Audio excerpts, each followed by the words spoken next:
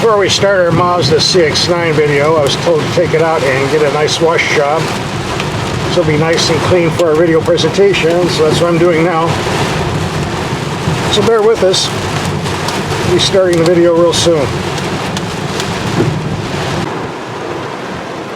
Well, I would say we're screwed. Road's blocked. And the other way around is 180 miles of nothing. Well, we'll start this video someday. Well, sooner or later we're going to get out of here, then we'll do a test drive on this Mazda. Stay tuned. Alright, we're driving through. We're the guinea pigs.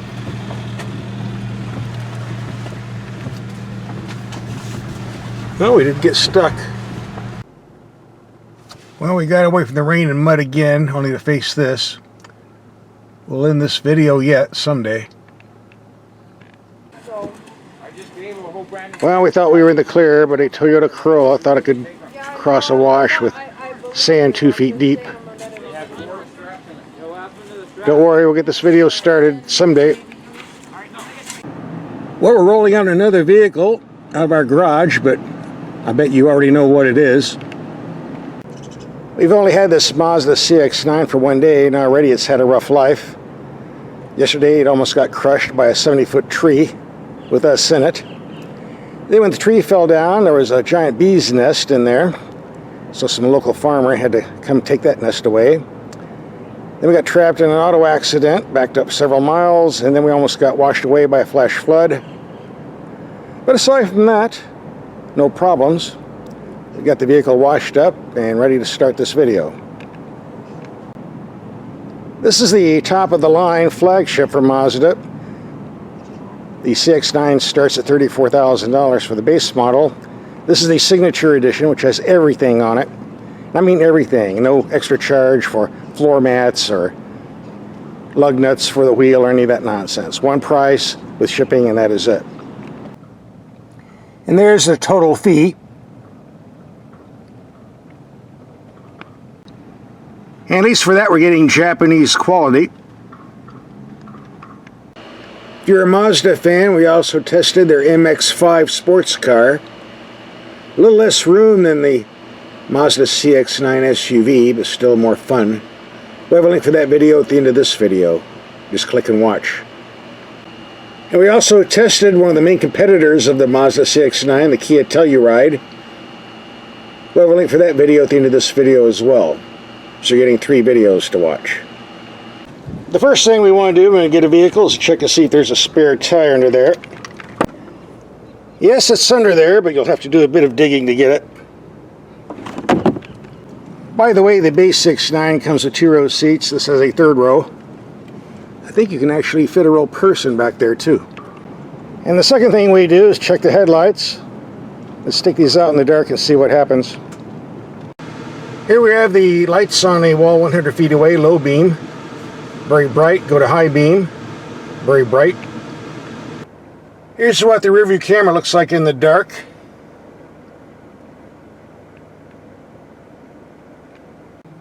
And here we have the high beams on a fence line 80 yards away. The building is 130 yards away. Very bright, good widespread. There's low beam. If you're paying attention, you might have noticed the heads-up display. A little blurry in the camera, but sharper in person.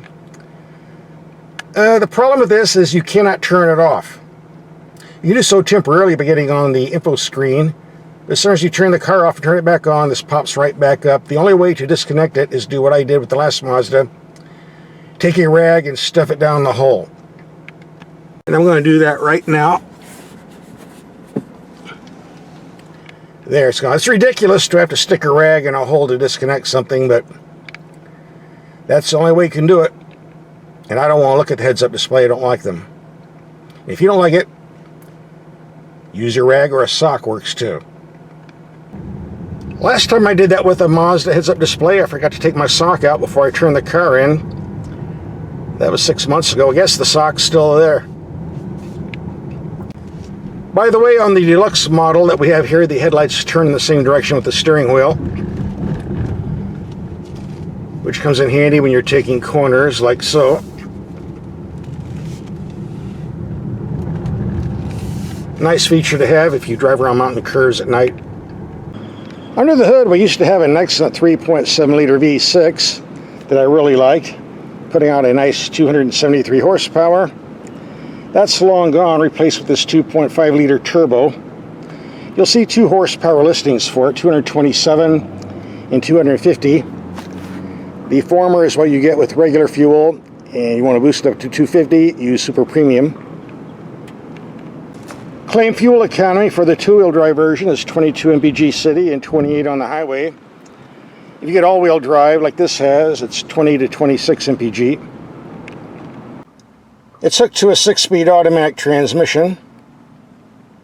You also have a button here for sport mode if you're in a hurry.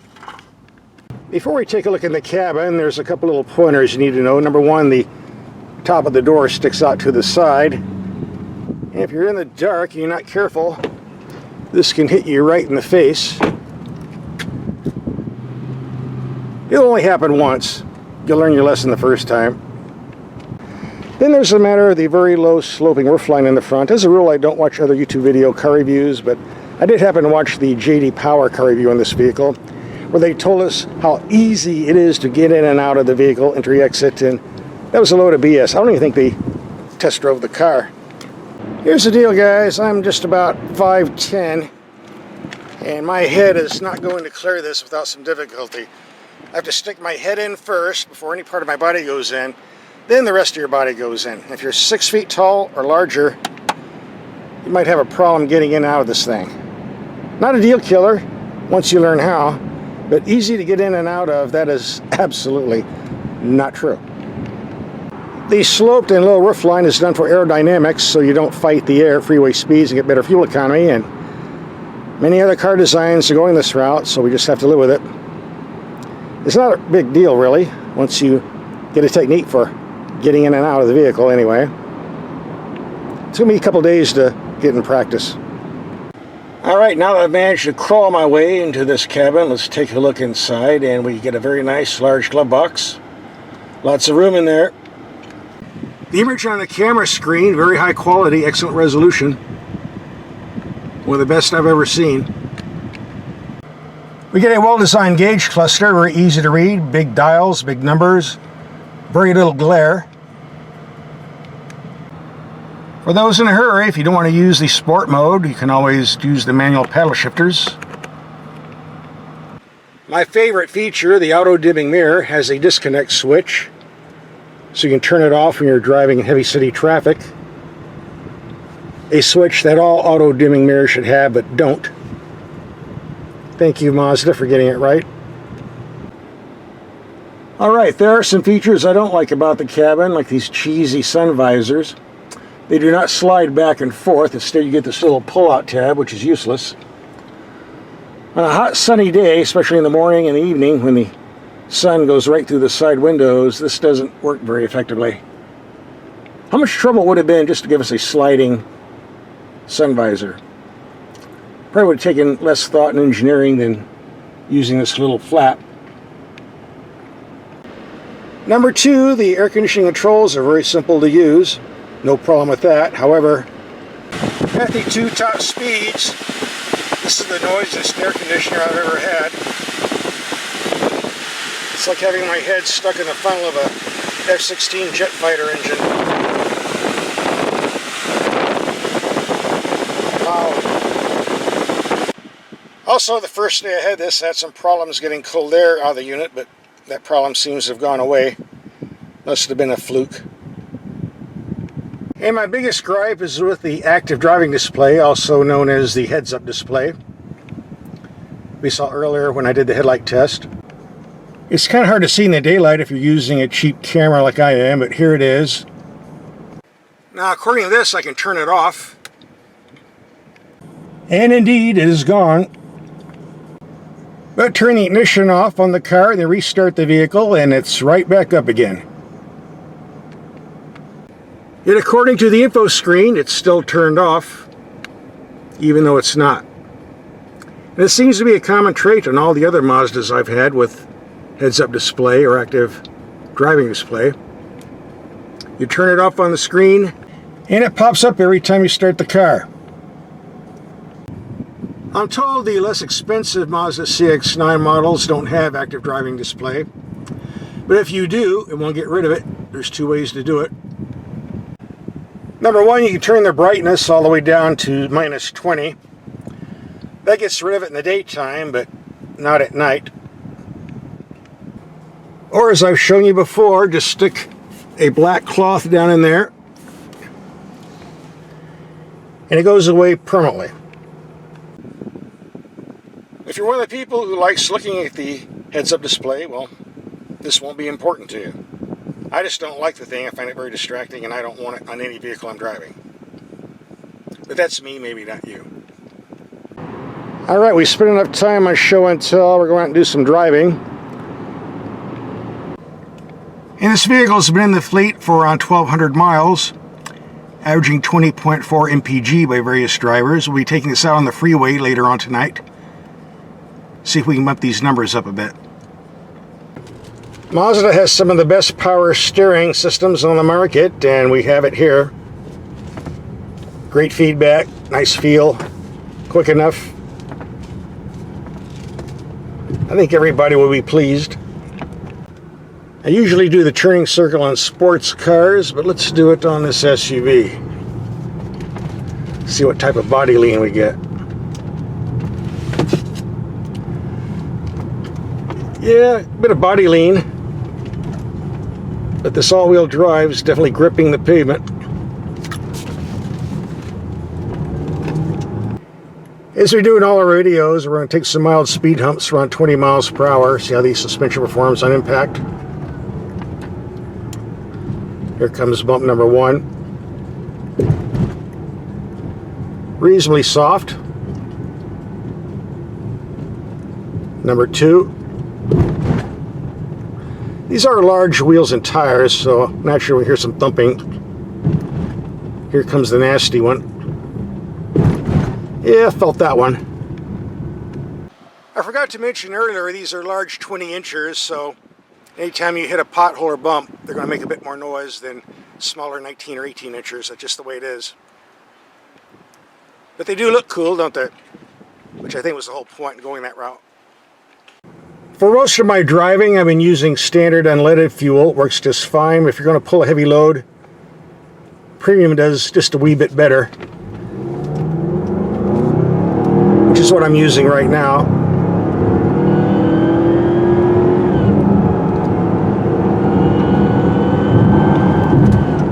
That turbo makes a nice whining noise on full acceleration. I've also noticed that when you're doing hard acceleration, the air conditioning compressor cuts out freewheels, which means you start having hot air blowing out of the vents temporarily. Not a good idea on a hot day, like today when it was 113 degrees outside. Just a minor inconvenience. One thing I've noticed about the CX-9, ever since they brought them out many years ago, I've driven lots of them, they're very comfortable to drive. Great for daily commuting and long trips. And the suspension is very well designed too. Excellent handling, good ride comfort. Overall, a good daily driver. We're going to reset the mileage computer and take a freeway trip, approximately 100 miles. See what type of numbers we can get. The ride quality of this vehicle on the freeway is pretty good, at least as far as the suspension goes, but these tires make a lot of noise on rough pavement. That's just the way it is. Not a deal killer, just the way it is. The body structure is pretty solid. I don't hear any rattles or creaks. It is made and assembled in Japan, so I would expect a good quality control.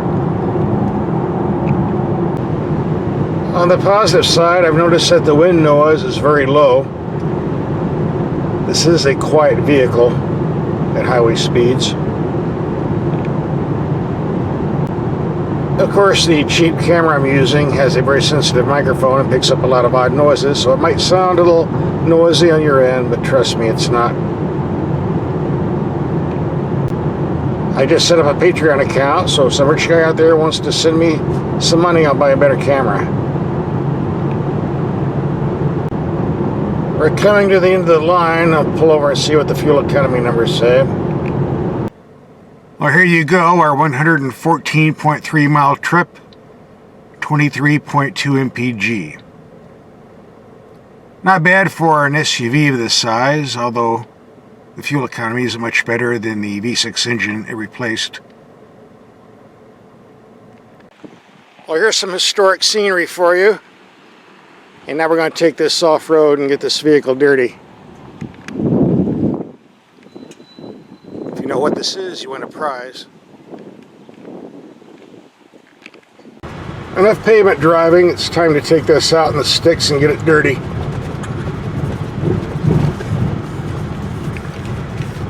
The suspension is doing a pretty good job absorbing all these nasty impacts on this rotten road.